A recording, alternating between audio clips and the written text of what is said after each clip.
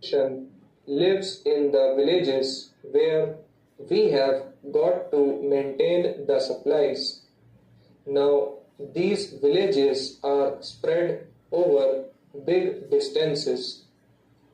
There is lack of communications in the countryside, and we don't have the officials who administer these controls there.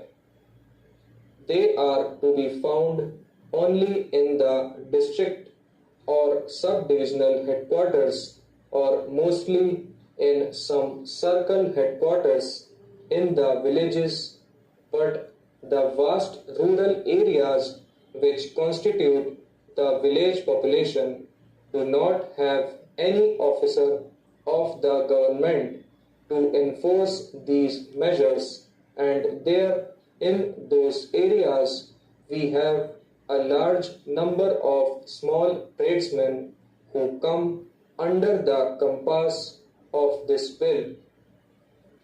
The question is how to enforce these controls in those areas, in the villages and in the rural areas, and I see that unless we get the active and willing cooperation of the people in the countryside, it is impossible to administer the control through the agency of the government servants. The people were indifferent to controls, and the question that now arises is this: how can we enlist their cooperation and sympathy? The village people must feel that they are getting a fair deal under the control measures, and unless they feel that they are being justly treated, they cannot give their cooperation to you. There was a big disparity between the prices of the controlled commodities, which were products of agriculture, and the products of industry. The villagers felt that their products, the agricultural products which they produced, were being snatched away from them at very unfair prices, and they had to purchase industrial products at very much higher prices. So unless the government sees to it that a proper parity is maintained between the products of agriculture and the products of industries, you cannot have the full cooperation of the people in enforcing the control measures. The people must feel that they are being fairly dealt with.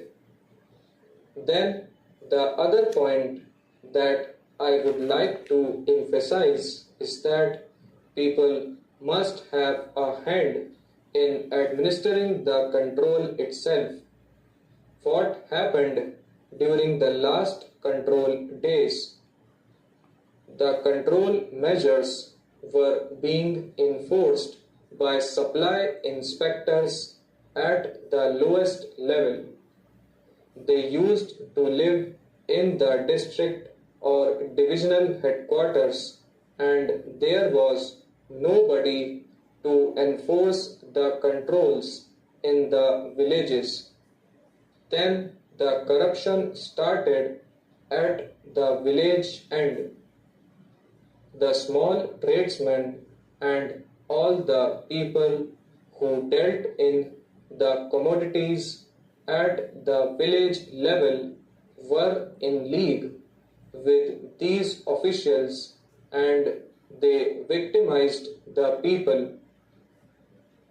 The people were helpless victims and helpless witnesses to all those things that had been happening for centuries in the villages.